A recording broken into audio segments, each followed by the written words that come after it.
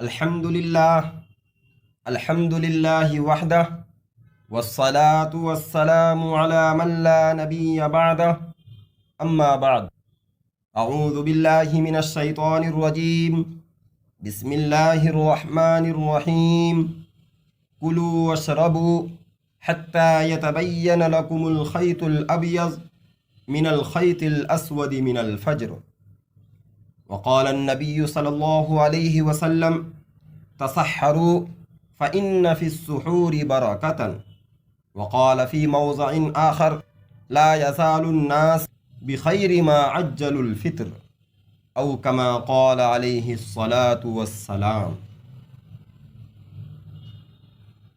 محترم بزرگوں اور دوستو، آج کی اس محفل میں روزے کے مستحب آداب بیان کیے جائیں گے۔ چنانچہ روزے کا ایک ادب ہے سحری کھانا۔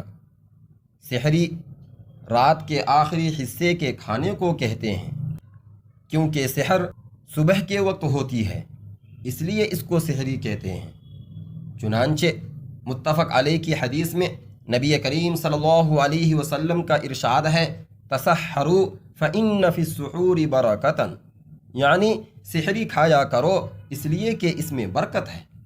اسی طرح مسلم شریف کی ایک حدیث میں ہے کہ مسلمانوں کے اور اہل کتاب کے روزے کے درمیان فرق سحری کھانے کا ہے۔ حضور صلی اللہ علیہ وسلم نے سحری میں کھجور کھانے کی تعریف فرمائی ہے۔ چنانچہ ابو داؤد شریف کی حدیث میں ارشاد ہے، مسلمان کی بہترین سحری کھجور ہے۔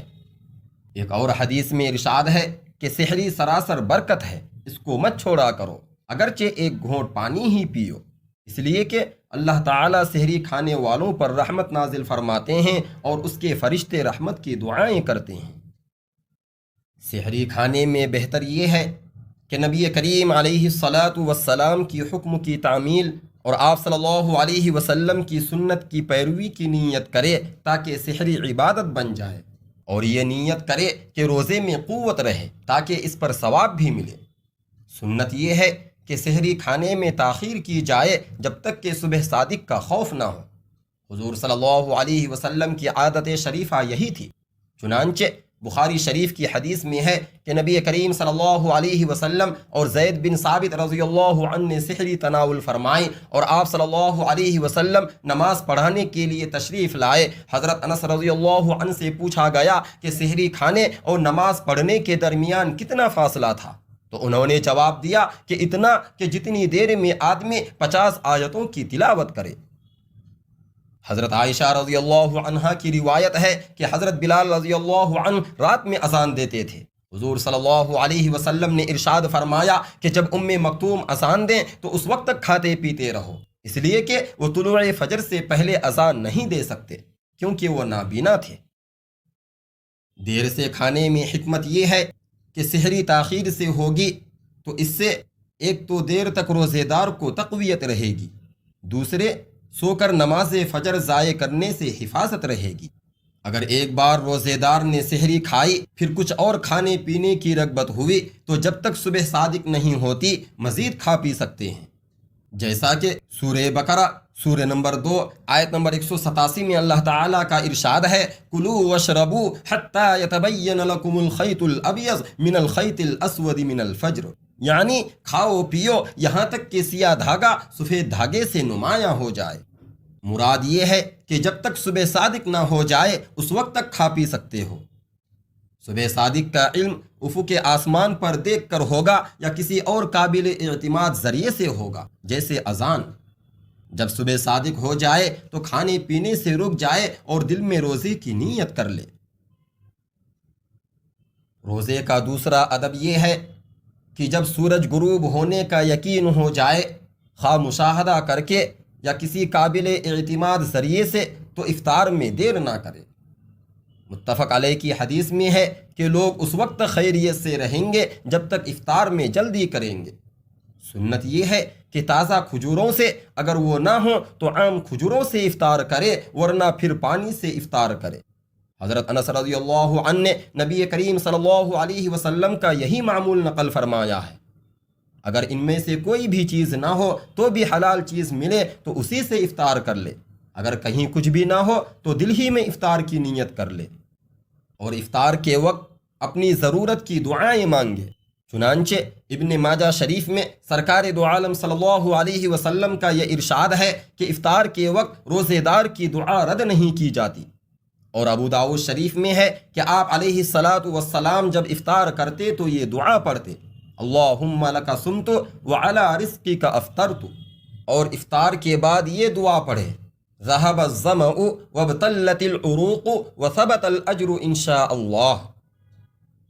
روزے میں مستحب امر یہ ہے کہ زیادہ سے زیادہ قرآن پاک کی تلاوت، ذکر، نماز، دعا، صدقہ وغیرہ عبادات میں مشغول رہے۔ چنانچہ حدیث شریف میں ہے کہ رمضان میں کثرت سے اللہ کا ذکر کرنے والا مغفور ہوگا، اور حضور صلی اللہ علیہ وسلم کا ارشاد ہے کہ 3 آدمی ہیں کہ جن کی دعا رد نہیں کی جاتی، ایک روزے دار کی افطار سے پہلے، دوسرے انصاف کرنے والے امام اکبر کی، تیسرے مظلوم کی دعا کو حق تعالی بادلوں سے اوپر اٹھا لیتے ہیں، اس کے لیے آسمان کے دروازے کھول دیے جاتے ہیں۔ پروردگار کا ارشاد ہوتا ہے، میری عزت کی قسم، میرے جلال کی قسم، اے مظلوم بندے، میں تیری ضرور مدد کروں گا، چاہے کچھ بعد میں کروں۔ صحیحین میں حضرت ابن عباس رضی اللہ عنہما کی روایت ہے کہ جناب رسول اللہ صلی اللہ علیہ وسلم تمام لوگوں میں سب سے زیادہ سخی تھے، اور اس جود و سخاوت کا مظاہرہ اس وقت سب سے زیادہ ہوتا تھا جب آپ صلی اللہ علیہ وسلم جبرائیل علیہ السلام سے رمضان میں قرآن کریم کا دور فرمایا کرتے تھے۔ اس وقت آپ کی سخاوت خیر کے کاموں میں آندھی طوفان سے زیادہ تیز ہوتی تھی۔ آپ صلی اللہ علیہ وسلم کی سخاوت ہر قسم کی چیزوں میں ہوتی تھی، علم کی سخاوت، جان کی سخاوت، مال کی سخاوت وغیرہ۔ اللہ کے دین کے غلبے کے لیے، اس کے بندوں کی ہدایت کے لیے ان کو ہر طرح نفع پہنچانے کی کوشش ہوتی، خواہ دین کا علم پڑھا کر ہو یا ان کی ضروریات پوری کر کے یا بھوکوں کو کھانا کھلا کر۔ آپ صلی اللہ علیہ وسلم کی سخاوت اور جوش میں ہوتی تھی۔ رمضان کی عظمت اور اس میں اجر کے اضافے کی وجہ، اس ماہ عبادت کرنے والوں کی عبادت میں مدد کرنا اور روزے رکھنے کے ساتھ کھانا کھلانے کا اہتمام کرنا بھی جنت میں جانے کا ذریعہ ہے۔ اس کا اندازہ مسلم شریف کی اس حدیث سے ہوگا۔ چنانچہ حضرت ابو ہریرہ رضی اللہ عنہ کہتے ہیں کہ ایک بار نبی کریم صلی اللہ علیہ وسلم نے دریافت فرمایا کہ آج کسی نے روزہ رکھا؟ حضرت ابو بکر رضی اللہ عنہ نے فرمایا، ہاں میں نے رکھا۔ آپ صلی اللہ علیہ وسلم نے پوچھا، آج کوئی جنازے کے ساتھ گیا تھا؟ حضرت ابو بکر رضی اللہ عنہ نے فرمایا، جی میں گیا تھا۔ آپ صلی اللہ علیہ وسلم نے دریافت کیا کہ آج کسی نے محتاج غریب کو کھانا کھلایا؟ تو حضرت ابو بکر رضی اللہ عنہ نے فرمایا، جی میں نے کھلایا۔ آپ صلی اللہ علیہ وسلم نے پوچھا، آج کسی نے بیمار کی عیادت کی؟ حضرت ابو بکر رضی اللہ عنہ نے فرمایا، جی میں نے عیادت کی۔ تو اس پر دو جہاں کے سردار صلی اللہ علیہ وسلم نے یہ بشارت دی کہ جس شخص میں یہ ساری چیزیں جمع ہو گئیں وہ جنت میں داخل ہوگا۔ اس حدیث سے معلوم ہوا کہ ہر طرح کی نیکیوں میں حصہ لینا چاہیے کہ یہ جنت میں جانے کا اہم ذریعہ ہے۔ روزے کے سلسلے میں روزے داروں کو اللہ کی نعمت کی قدردانی کا تصور قائم رکھنا چاہیے جو اس نے روزے کی شکل میں اس پر کی اور پھر روزہ رکھنے کی توفیق دی۔ اس مہم کو اس کے لیے آسان کیا، یہاں تک کہ ہر دن کا اور پورے مہینے کا روزہ رکھنے کی سعادت حاصل ہوئی، کیونکہ پتہ نہیں کتنے لوگ اس عظیم سعادت سے محروم رہتے ہیں، یا تو اس لیے کہ بالغ ہونے سے پہلے ہی مر گئے، یا روزہ رکھنے سے عاجز و معذور ہیں، یا اپنی بددینی کی وجہ سے روزے سے بھاگتے ہیں۔ اس لیے روزے داروں کو چاہیے کہ وہ پروردگار کا شکر ادا کرے کہ اس نے ایسی عبادت کی توفیق دی جو گناہوں کی بخشش، آخرت میں درجات کی بلندی اور پروردگار کی رضامندی کا ذریعہ ہے۔ بھائیو، روزے کے آداب کو پورے طور پر اختیار کرو، اللہ کے غضب و انتقام سے دور رہو اور اکابر و اسلاف کے اوصاف اختیار کرو، اس لیے کہ اس امت کا آخری طبقہ بھی انہی اوصاف و کردار سے کامیاب و کامران ہو سکتا ہے جس سے پہلا طبقہ ہوا تھا، اور وہ ہے اللہ کی کامل اطاعت اور گناہوں سے حفاظت۔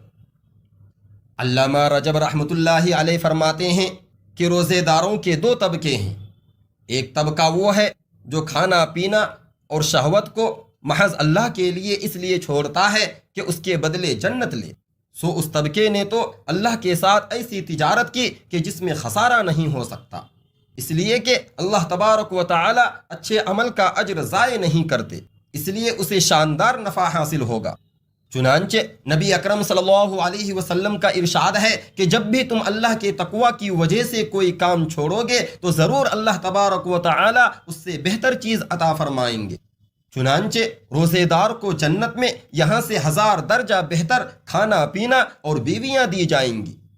چنانچہ سورہ حاقہ سورہ نمبر 69 آیت نمبر 24 میں اللہ کا سچا فرمان ہے، کلوا واشربوا ہنیئا بما اسلفتم فی الایام الخالیہ، یعنی کھاؤ پیو مزے کے ساتھ ان اعمال کے بدلے میں جو تم نے گزشتہ ایام میں کیے ہیں۔